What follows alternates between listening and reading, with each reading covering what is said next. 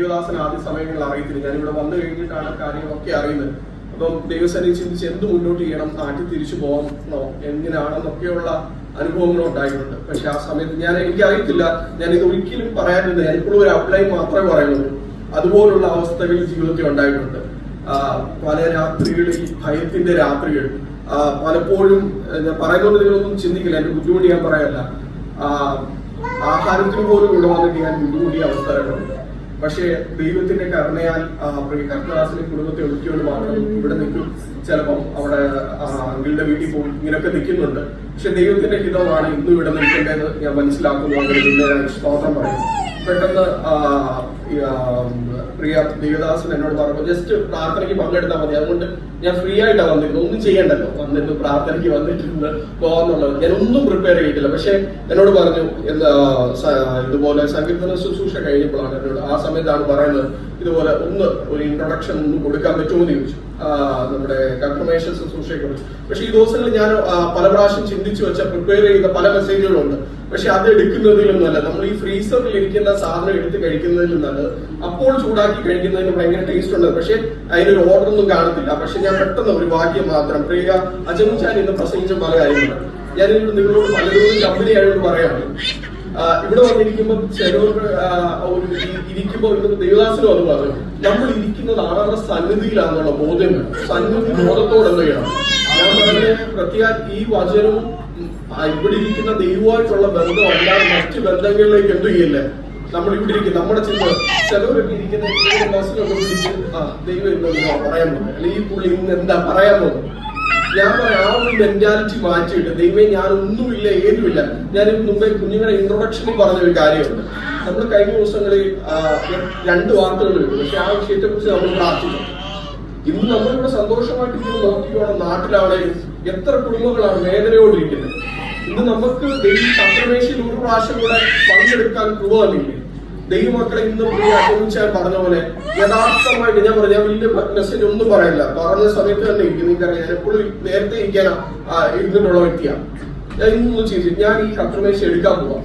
ഇത് എടുക്കാൻ പോകുമ്പോൾ ഇത് എടുത്ത് കഴിയുമ്പോഴുള്ള എന്റെ മെന്റാലിറ്റി എന്താ, ആത്മാർത്ഥമായിട്ട് പറയാം. എനിക്ക് ഇവിടെ ഉള്ള ദൈവദാസനോട് ഞാൻ സ്വയം പറയാണ്, എന്റെ ഇതിൽ നമ്മളെ തന്നെ ഒന്ന് ചിന്തിച്ച് എനിക്കിവിടെ ഉള്ള എല്ലാ ദൈവമക്കളോടും കുറ്റമറ്റ മനസാക്ഷിയാണ്.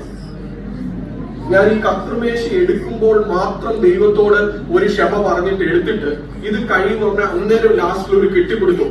ഈ കെട്ടിപ്പിടുത്തത്തിനകത്തും ചുംബനത്തിനകത്തും എത്ര അർത്ഥമുണ്ട്. ഞാൻ സീരിയസ് ആയിട്ട്, ഞാൻ ഒരു പ്രാവശ്യം എനിക്ക് തോന്നുന്നു നമ്മുടെ റിട്രീറ്റിന്റെ അന്നാണ് നമ്മുടെ പ്രിയ പൈതലിനെ വിളിച്ചിട്ട് ഞാൻ കാണിച്ചത്. നമ്മളിങ്ങനെ കെട്ടിപ്പിടിക്കുമ്പോഴത്തെ ആക്ഷൻ യഥാർത്ഥത്തിൽ ഞാൻ ചോദിക്കുന്നത്, ഈ അപ്പം ഭക്ഷിക്കുകയും ഈ പാനപാത്രം തിന്നെ അവനോട് എന്ത് ചെയ്യണം? അവനോടെ തന്നെ സ്വയം ക്രമീകരിക്കണം. ഈ ദിവസങ്ങളിൽ സഹോദരനെ നിസ്സാര എന്ന് പറഞ്ഞാൽ പോലും എന്താണ്, അഗ്നി നരകത്തിന് യോഗ്യനാണ്.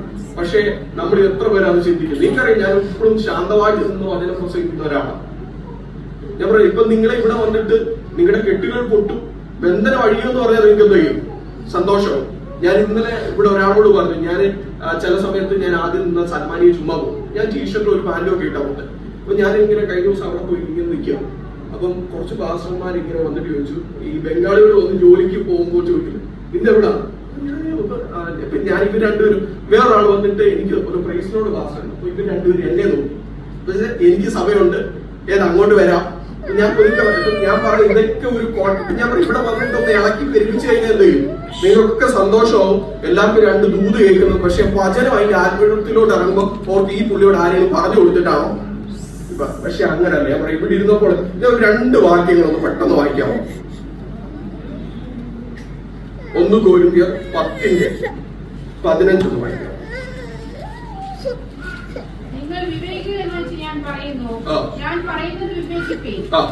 ദൈവം തന്നെ പറയാണ്, നിങ്ങളെല്ലാം ബെസ്റ്റ് ആൾക്കാരാണ്, നിങ്ങൾക്ക് ബുദ്ധിയും പരിജ്ഞാനമാണ്, അതുകൊണ്ട് നിങ്ങൾ വിവേകികളെന്ന് വെച്ച് ഞാൻ നിങ്ങളോട് പറയും. ഇനി മത്തായി 5:23 തൊട്ട് 24 വരെയുള്ള വാക്യം.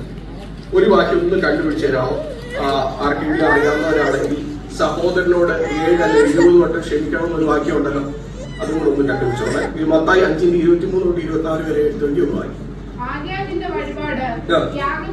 കൊണ്ടുവരുമ്പോൾ സഹോദരൻ നിന്റെ നേരെ വലതുവശത്ത് അവിടെ വെച്ച് ഓർമ്മ വന്നാൽ നിന്റെ വഴിപാട് അവിടെ യാഗപീഠത്തിന്റെ മുമ്പിൽ വെച്ചേച്ച് ഒന്നാമത് ചെന്ന് സഹോദരനോട് നിരന്നു കൊള്ളുക, പിന്നെ വന്ന് നിന്റെ വഴിപാട് കഴിക്കാം. മതി ചേച്ചി, സത്യത്തിൽ ഇത് എന്തെങ്കിലും നമ്മൾ ചെയ്തിട്ടുണ്ട്. ഞാൻ ആരെയും കുറ്റപ്പെടുത്തി, ഞാൻ എന്തിലേക്കും പറഞ്ഞു. ഞാൻ നിങ്ങളെ 3 പേരെ ചൂണ്ടുമ്പോ എന്റെ നേരെ തിരിച്ച് 3 പേരുണ്ട്. എത്ര പ്രാവശ്യം ഞാൻ വീടാണെന്ന് ചിന്തിച്ചേ, ദൈവം ഞാൻ വിട്ട് കളഞ്ഞ നിന്നോട് ക്ഷമ പറഞ്ഞ ഒരു പാവത്തെ എന്റെ സഹോദരനെ ഞാനിനി എന്ത് ചെയ്യത്തില്ല, പറഞ്ഞു നടക്കി. ഇത് ചെയ്യുവാണെങ്കിൽ നമുക്ക് ഈ അപ്പൊ എടുക്കുന്നതിന് അനുഗ്രഹത്തിന് പകരം എന്തോ ശാപം വരും. നിങ്ങളിൽ പലരും ബലഹീനരും രോഗികളുമാണ്. ഞാൻ എന്താണ് പ്രാർത്ഥനയുടെ ഒരു സബ്ജക്ട് ഇവിടെ പറഞ്ഞു. നമ്മൾ പല പ്രാർത്ഥനകളിലും നമുക്ക് എന്താണ് പോരാട്ടങ്ങൾ വരുന്നത്. ഈ ദിവസങ്ങളിൽ കാരണങ്ങളെ കണ്ടെത്തുവാൻ നമുക്ക് കഴിയുന്നില്ല. നിങ്ങൾ ആത്മാർത്ഥമായിട്ട് ഈ അപ്പം എടുക്കുമെന്ന് പ്രാർത്ഥിച്ചു. യേശുപ്പാ, ഞാൻ കഴിഞ്ഞ നാളുകളിൽ അറിഞ്ഞും അറിയാതെയും എന്റെ ജീവിതത്തിൽ പല തെറ്റുകൾ വെച്ചുകൊണ്ട് എടുത്തുകൊണ്ട് പോയി. അപ്പൊ എന്നോട് കരുണ തോന്നണമേ എന്ന് പറഞ്ഞാൽ ചിലപ്പോൾ നമ്മുടെ പല രോഗവും മാറുമ്പോൾ നമുക്ക് കാണാം. പല രോഗങ്ങളും ദുഃഖങ്ങളും പ്രയാസങ്ങളും. ഇന്ന് പ്രിയ അച്ഛൻകുഞ്ചാൻ പറഞ്ഞ പോലെ എത്ര പേർക്ക് ദൈവവാസന പറയും, എത്ര പേർക്ക് ഈ ആലയത്തെ കുറിച്ച് നമ്മുടെ ദൈവത്തെ കുറിച്ച് അറിവുണ്ട്.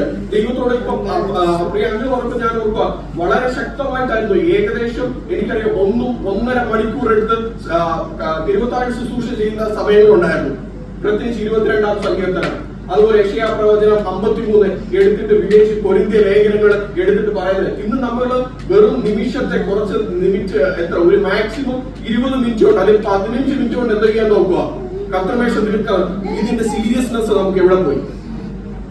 ഈ ദിവസങ്ങൾ നമ്മളെ ഒന്ന് ചിന്തിച്ചേ. അപ്പൊ എന്നിലേക്ക് ഒന്ന് മടങ്ങി ചിന്തിച്ചു നോക്കിക്കേ. നമ്മുടെ കർത്താവ് എത്ര വട്ടം തന്റെ ശത്രുക്കളോട് ക്ഷമിച്ചു, നമുക്ക് ക്ഷമിക്കാൻ എന്തുകൊണ്ട് കഴിയുന്നില്ല? പലപ്പോഴും ദൈവത്തോട് ക്ഷമ പറഞ്ഞിട്ട് പോലും ഈ അപ്പം എടുത്തിട്ട് ഞാൻ എല്ലാം ഓക്കെയാണ്, നീ എന്റെ ദൈവം എന്റെ നോട്ടം കൊണ്ട് ചിന്ത കൊണ്ട് നമ്മൾ ഇതെല്ലാം പറയും. എന്നിട്ടും ഇത് കഴിയുന്ന നിമിഷങ്ങൾക്കുള്ളിലാണ് നമ്മൾ അങ്ങോട്ട് മാറി നിന്നിട്ട് എന്നാൽ അവൻ എന്നോട് എന്ത് ചെയ്ത അങ്ങനെ ചെയ്ത. ഇത് പറയുമ്പോൾ നിന്റെ ദൈവം എത്ര വട്ടം നമ്മുടെ പാപത്തെ ഓർക്കണമായിരുന്നു. വചനത്തിൽ ഒരു വാക്യമുണ്ട്, നമ്മുടെ പാപത്തെ ആരും കാണാത്ത വണ്ണം സമുദ്രത്തിന്റെ ആഴത്തിൽ എന്തോ ചെയ്യുക, നമ്മുടെ ദൈവം പിന്നെ അത് ഓർക്കുന്നില്ല. നമ്മൾ ദൈവത്തോട് ഒരു പ്രാർത്ഥനയുണ്ട്, ഞങ്ങൾ ഞങ്ങളുടെ കടങ്ങളും പാവങ്ങളും ക്ഷമിക്കുന്നത് പോലെ കടക്കാരോട് ക്ഷമിക്കും. ഈ ദിവസം അങ്ങനെ ചെയ്യുന്നുണ്ടോ നമ്മൾ? ഈ ദിവസങ്ങൾ ഒന്ന് തിരിഞ്ഞ് ഞാൻ പറഞ്ഞ മറ്റേ ആ വാക്യം ആരും എഴുതായിരുന്നു. ഒന്ന് വായിക്കുക വെച്ചാൽ. അപ്പോൾ പത്രോസ് അവന്റെ അടുക്കൽ വന്നു, കർത്താവേ, സഹോദരൻ എത്ര വട്ടം എന്നോട് പിഴച്ചാൽ ഞാൻ ക്ഷമിക്കണം? 7 വട്ടം മതിയോ എന്ന് ചോദിച്ചു. യേശു അവനോട് 7 വട്ടമല്ല 70 വട്ടം എന്ന് ഞാൻ നിന്നോട് പറയുന്നു എന്ന് പറഞ്ഞു. 7 കൊണ്ട് 3 വട്ടം ക്ഷമിക്കാൻ നമുക്ക് പറ്റുന്നുണ്ടോ? ഞാൻ പറഞ്ഞല്ലോ, നമ്മളിത് ഒരിക്കലും ആരെയും കുറ്റപ്പെടുത്തുകയല്ല. യഥാർത്ഥമായിട്ട് എന്നോട് ദൈവാത്മാവ് സംസാരിച്ചു. ഞാൻ ഈ ദിവസങ്ങളിൽ കർത്തമേശയെ കുറിച്ച് ഒരു മെസ്സേജ് തയ്യാറാക്കി വെച്ചുകൊണ്ടിരിക്കും. പലയിടത്തും ഞാൻ നാട്ടിൽ വെച്ച് ശുശ്രൂഷിച്ച, പക്ഷെ ഞാൻ അന്ന് കണ്ടിട്ടുണ്ട് ആ കർത്തമേശയിൽ അനേക പ്രിയപ്പെട്ടവർ കണ്ണ് നിറഞ്ഞൊഴുകിക്കൊണ്ട് കർത്തമേശ എടുക്കുന്നു. നിങ്ങളൊന്ന് ചിന്തിച്ചു നോക്കണം. ഈ കർത്തമേശ നിങ്ങൾക്കറിയാം, കോട്ടയത്തെ ആ പയ്യന്റെ അവസ്ഥ കേട്ടപ്പോ എന്റെ ചക്കുകുട്ടി, എന്റെ പ്രായത്തിലുള്ള ഒരു യുവ സഹോദരൻ ഗൾഫിൽ കിടന്ന് കഷ്ടപ്പെട്ട് വീട് വെച്ചിട്ട് അവൻ വീട്ടിൽ വന്ന് ആ കീഴ്ത്താമസം കഴിഞ്ഞ് ഒരു കല്യാണത്തിന് വേണ്ടി ഇരുന്ന ദൈവത്തിന് വേണ്ടി ഞാൻ ആ വീഡിയോ ഒന്നും ഇപ്പൊ കാണാറില്ല. കാണുമ്പോൾ നമുക്ക് മനസ്സുണ്ട്, നമുക്ക് പേഴ്സണലി അറിയത്തില്ല. അത്ര ആത്മാർത്ഥമായി ദൈവത്തിന് വേണ്ടി നിൽക്കുന്ന ആ സഹോദരൻ എത്ര വീടുകളായി വിഷമത്തിലായിരിക്കുന്നത്. ഒരു പ്രാവശ്യം കൂടെ നമ്മുടെ അപ്പനെ ഭക്ഷിക്കുവാൻ, നമ്മുടെ അപ്പനെ പാനം ചെയ്യുവാനുള്ള ആ ശരീരത്തിന്റെ ഭാഗ്യം നമ്മൾ ചെയ്യുന്നത് ഒന്നും ദൈവം ഞാൻ തെറ്റിപ്പോയെന്നോ ഒന്നും കൂടെ യഥാർത്ഥമായിട്ട് പറഞ്ഞുണ്ടല്ലോ.